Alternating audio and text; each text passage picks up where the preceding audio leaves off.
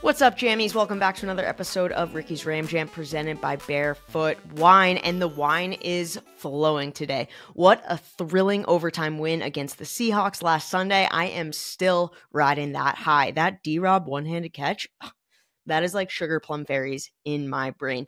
NBC Sports Matthew Berry is going to be joining me shortly, but before we get to the coin toss, I want to hear Matthew Stafford in the locker room talking about the mental toughness of this team.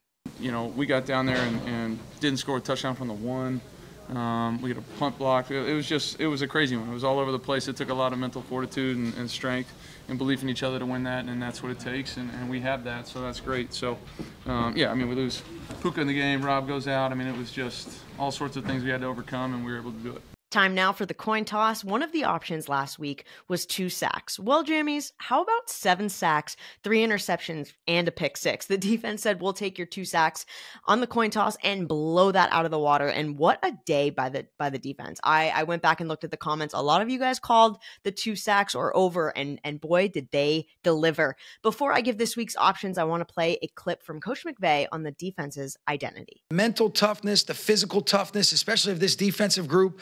You know, you talk about being able to find your identity. It's 4 straight weeks they've scored now. To be able to get 3 touchdowns and a safety, I mean, it's pretty fun to be around this group. And they've got just a contagious energy and enthusiasm.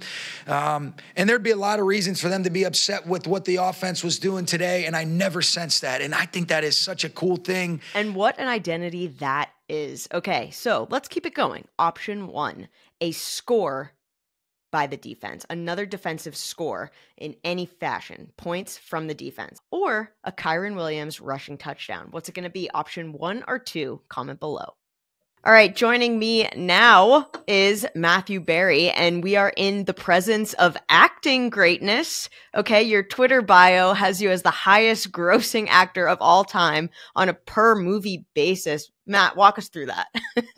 Yeah, I mean, look, I've only been on one movie. As you may or may not know, I have a cameo in Avengers Endgame, which to date is the highest grossing movie of all time worldwide. Now, I've only been in the one movie. Right. So again, people want to talk about, The Rock or Tom Cruise in terms of total box office, and I get it. But like on a per movie basis, I'm 1 for 1. No one has a higher box office. Not Chris Evans, not Chris Hemsworth, not Chris Pratt. Not even Robert Downey Jr. Because they've all been in movies that have made less money than, Avengers Endgame. So there you go. I love it. I love it. And the confidence too is just awesome. And it's great too when it comes to your fantasy advice and we love it. So when we're talking confidence, let's talk about the confidence that comes from a 3-game winning streak like the one the Rams have put together.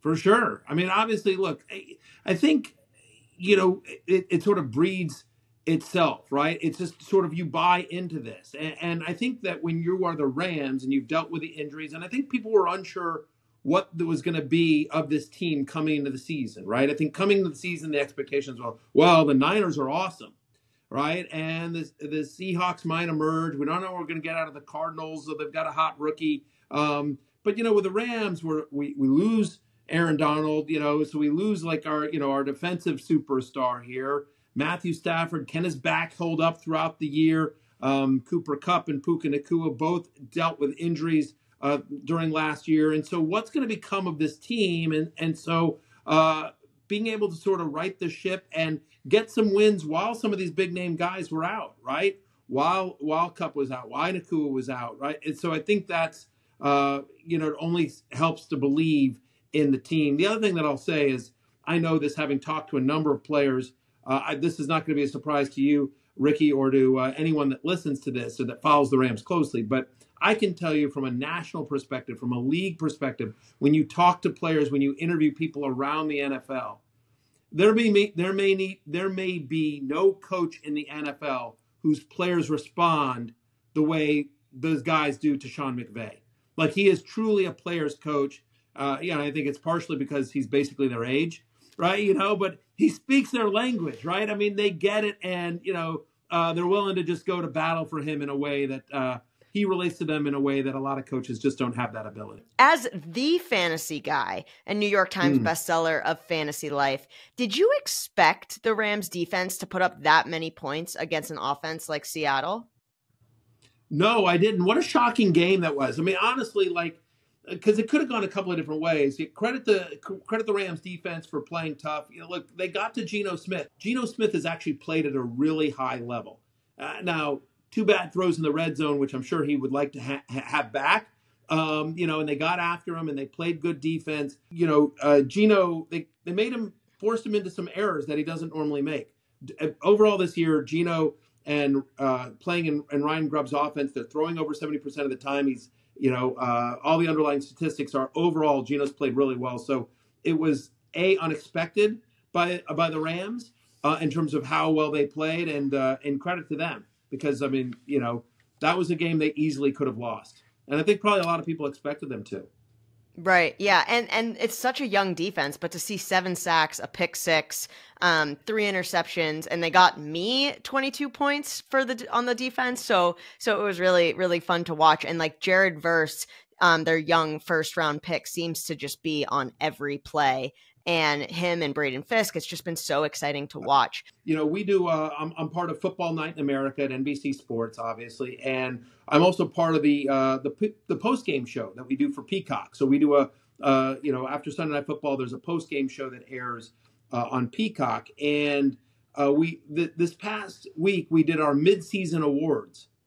And, I gave out some mid-season fantasy awards, but Tony Dungy, and the Hall of Famer, and Rodney Harrison gave out their their midseason awards, and both of them picked Jared Verse as their defensive rookie of the year.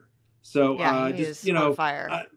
I mean, when you're getting love from Rodney Harrison and Tony Dungy, on the defensive side of the ball, it's a pretty good day at the office. Yeah. I mean, Matthew Stafford has been in rare form as of late, 6 touchdown passes in his last 2 games. And I want to know what makes him so good in crunch time. I mean, it's his 46th game-winning drive. And also when it comes to playing, the Dolphins on Monday Night Football coming up, this is going to be an all-eyes primetime game. How does Matthew Stafford and this Rams offense, which has Cooper Kupp, which has Puka Nacua, which has Kyron Williams, who is an end zone monster, as I like to call him, how do they control the game on Monday night against the Dolphins?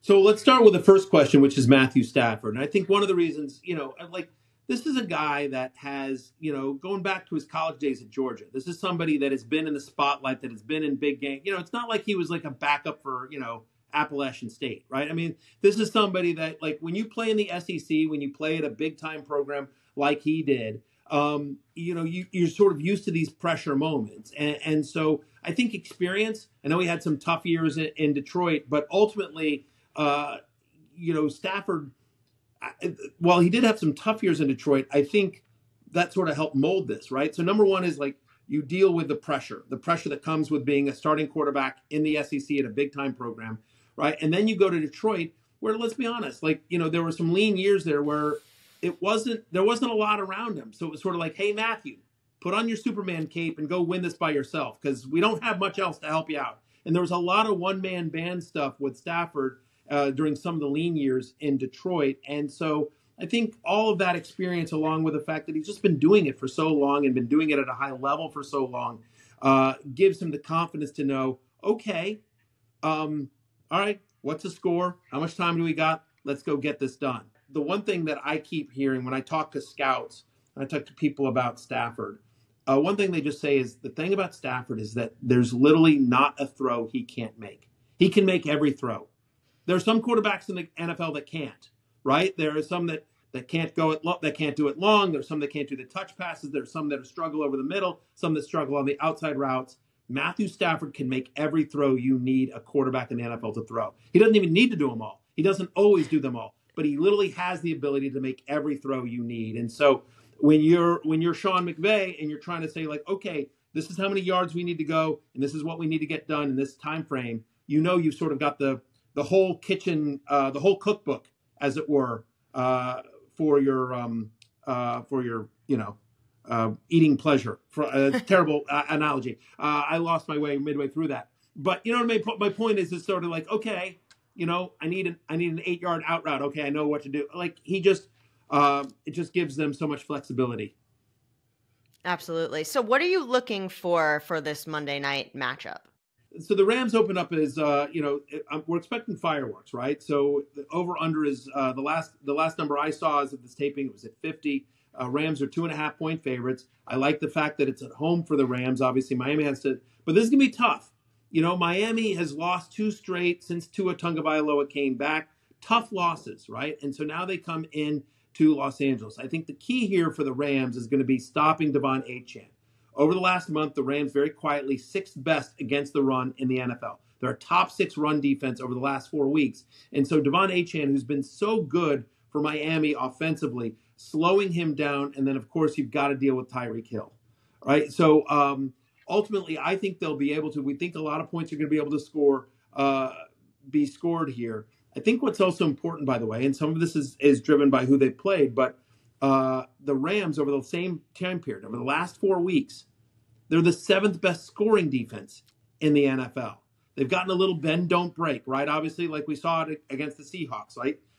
Seahawks get into the red zone twice, but, ultimately they come up with the turnovers each way. And so if they can make the Dolphins one-dimensional, because Jalen Waddle hasn't done much, they're getting a little bit of production out of Jonnu Smith, but honestly, I think they'll be able to stop the run. And so then it's just, okay, Tyreek will still get his, but we can bracket him, we can double cover, we can throw some different looks at Tua. I think the Rams will be fine moving the ball. The Dolphins over the past 4 weeks have been a bottom 12 scoring defense. Even with Tua back, where they're not turning the ball over in short drives, still, I mean, the Bills were able to move the ball pretty effectively against them last week. Yeah.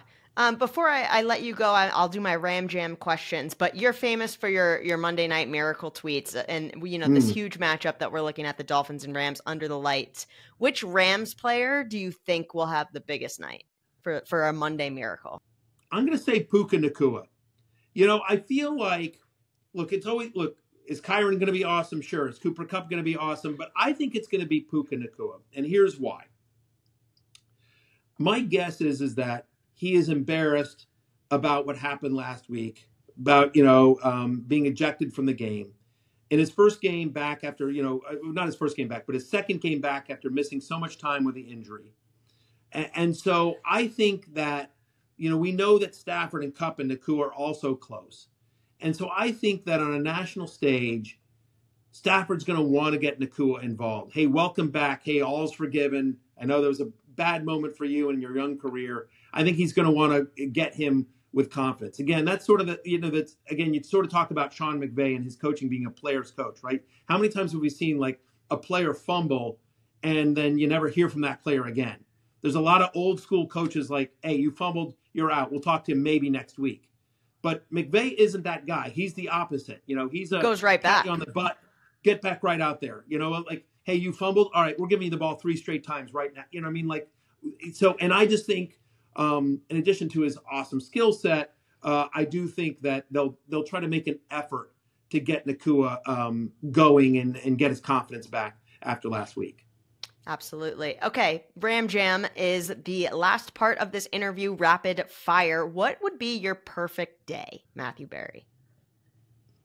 My perfect day, my wife and kids hanging out on the beach or a boat surrounded by water, and then coming in for the day and watching my Commanders beat the Cowboys by 40. Which celebrity would you like to switch lives with for one day? I know, it's tough. I mean, Sean McVay's got a pretty good life. I'm not going to lie about that. He does. One celebrity, I think, I'll say Taylor Swift. Great answer. I think for one day, because I just think, I went to see her last year. And it was the best concert going experience of my life, right? It's not like I'm a huge Taylor Swift fan. I like her music, but my daughters at the time, they're now 13, but they were 12 at the time, and they're all about Taylor. And so seeing seeing that show, it was an amazing show, but also seeing that show through their eyes and was incredible. And more importantly, the crowd was so into it. Everything was so amazing. And the ability of somebody like Taylor Swift, because I don't know if there's anyone else like this. No. Like, there were 6-year-old girls and there were 80-year-old men, in the audience. Like, she spans, like, everyone loves Taylor Swift. It's not like you go to one concert, right? And there's a very specific demographic. You go to another concert, like, it's like there's this, there's a very specific fan base. But like, everyone's a fan of Taylor Swift. And so, I don't know. That's gotta, like, I can't sing a lick. So being able to go out and sing and dance for 3.5 hours, and have like getting love from 85,000 people, like, that'd be pretty cool. So that would be pretty cool, just to see what it's like to be, a celebrity at that level as well, and the private security and the private jets and blah, blah, blah. I think for one day, that'd be fun. Yeah, I am such a Swiftie. I think she is just remarkable in every sense of the word. Iced coffee on a snowy day or hot coffee in a heat wave? Not a coffee guy. So I would say in general, I would prefer icy drinks on an icy day over hot drinks on a hot day. So what keeps you I don't going? drink coffee. I drink diet soda, which is, I know, bad for you, but I drink caffeinated and carbonated soda. Yeah, I mean, we all are drinking bad things all the time, so it doesn't matter. Matthew, Constantly. Thank you so much for your time. I know how busy you are, and you're all over the place. So Jammies, I encourage you to go follow Matthew Berry. He's got the great fantasy advice, and you're a really fun follow. So I really appreciate your time today. At Matthew Berry, wherever you follow, wherever you are on social media, and come check out Fantasy Football Happy Hour wherever you get podcasts. There he goes. Thank you, Matthew, for stopping by. That does it for another episode of Ricky's Ram Jam presented by Barefoot Wine. Can't wait to see you all at SoFi under the lights to watch the Rams go 4 in a row for Week 10 against the Dolphins. I am so excited. Jammies, you know what to do. Let's ram it.